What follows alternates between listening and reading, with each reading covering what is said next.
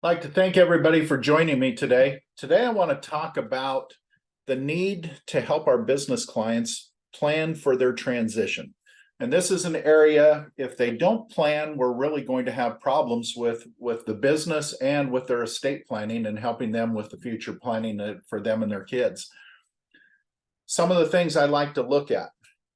If you look at this, 100% of business owners will exit their business. So all of our business clients at some point in the future, they are going to leave their business. Now that's going to be whether they want to or whether they have to. If you look at this, 50% of those transitions are going to be forced exits. It's going to be involuntary. So how are we going to help them plan for something that is going to happen? And we can see that most people aren't even planning for it. Here's some good statistics to look at. 80 to 90% of the business owner's wealth is trapped in their company. Think about your business owner clients. How much of their business is their net worth? And I look back at all the business clients I've worked with, and most of them, their wealth is tied up in their business. And we have to be able to account for that and help them adjust for that. 60% of owners do not even understand their exit options. How they should sell their business. Should they sell their business? Do they want to transfer it to their kids? Do they want to transfer it to their employees? All of those issues, 60% of the business owners don't even know what those options are. 80% have not even started to form a transition team. Their advisors around them aren't planning for them. The clients themselves don't know what the options are. They need help. 75% of owners regret selling their business just a year after selling it. And I see this. You think about, buyer's regret when you go, people that go buy a car or a boat or one of those big items.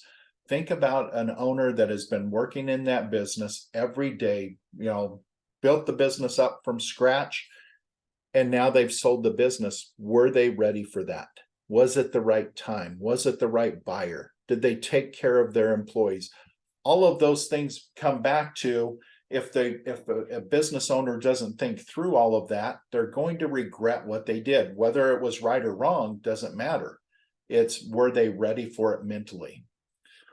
40% of owners want to sell within the next 5 years. So you start thinking through all these statistics, and it really brings us to the understanding our business owners need our help. They need our help to come up with the ideas and help them plan so that as they're ready to exit the business, it's both the right way to do it and mentally they're prepared for it. So let's look at the 5 Ds of unplanned business exit. Number 1, death. Now, this can be the death of a partner, death of a spouse. Think about how the death of a partner affects that business. When I talk to business owners, think about a 50-50 partnership. And as there's a 50-50 partnership, each of them are doing 50% of the work. What happens when your partner dies? Not only how do you buy out your partner's family, what the value is, all of those issues come up, but it also comes back to how do we replace a partner? If they're doing 50% of the work, does that mean you're going to lose 50% of your revenue, 50% of the value of the company? So you start looking at it, what is death going to do to that business? And so start thinking through, and it's one, we always picture our business owners that die being our older business partners. But what about a young business partner dying? How does the business or the buyout of that business or lack of buyout of that business affect that young family? So we've got to look at both sides of this, but death is one of the 5 Ds that we need to address in an unplanned exit. Disability. This is probably more likely to occur for a lot of our business owners than probably the death of a business owner. A lot of times our business owners, they pass away after they've sold the business. But disability can create a problem because there again, you come back to if you have a business owner, one of the partners becomes physically disabled, mentally disabled with dementia, Alzheimer's, those types of issues, what happens to the business? Well, if you haven't planned for it, now think about this. If you haven't planned for it in the business, has that business owner client planned for it in their personal life? What happens if they lose that salary, or they're not bought out of the business and they don't have that value to cover those long-term care issues? Disability can be covered, but disability honestly is a bigger issue than handling the death, and it's a little bit more complicated.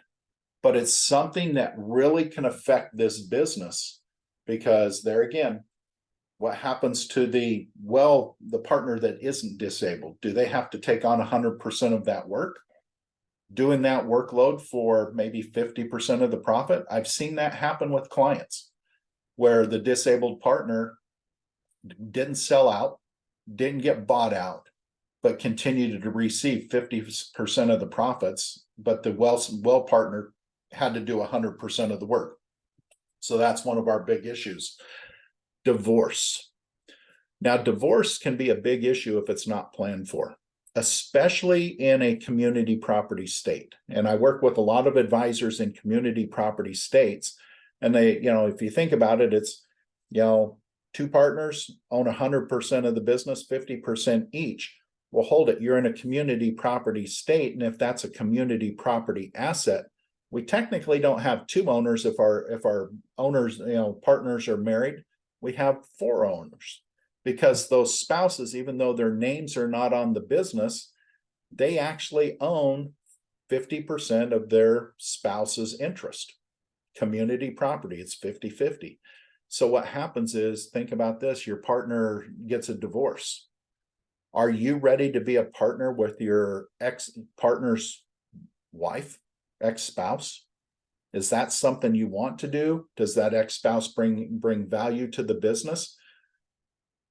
Those are issues that need to be addressed. What happens if a partner gets divorced and the ex-spouse now becomes a forced partner of yourself and in that business? What does it do to the business? What does it do to the value of the business? All of those things need to be addressed. There again, there's easy fixes if we plan ahead. What if there's a disagreement? Think about this, 50-50 ownership of a corporation. And if there's 50-50 ownership of a corporation, you still need a majority vote to do anything. Well, hold it. If it's 50-50, that means there's got to be a unanimous vote, because if one of them disagrees, nothing happens. What if there's a stalemate that can't be solved? How do we want to break that stalemate? Does the company just dissolve into nothing because we can't make a decision? A disagreement can drive a good company into bankruptcy. And so we have to be able to address, what are we going to do short of destroying our business to overcome these stalemates? Finally, distress. And the COVID years really brought out what can happen in a weird world. There were businesses that were deemed, not necessary. And so they were told they had to shut their doors and couldn't operate. We look at all of this. What if there's a financial distress? Do we need to, infuse money into the company?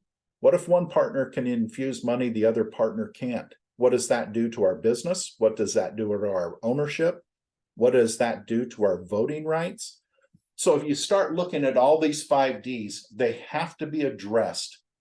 And it's going to be addressed as part of our transition planning to help our clients understand, number one, how to protect the business, how to protect the value of that business, so that as we go forward, we have good, predictable results, no matter what our clients face in the future.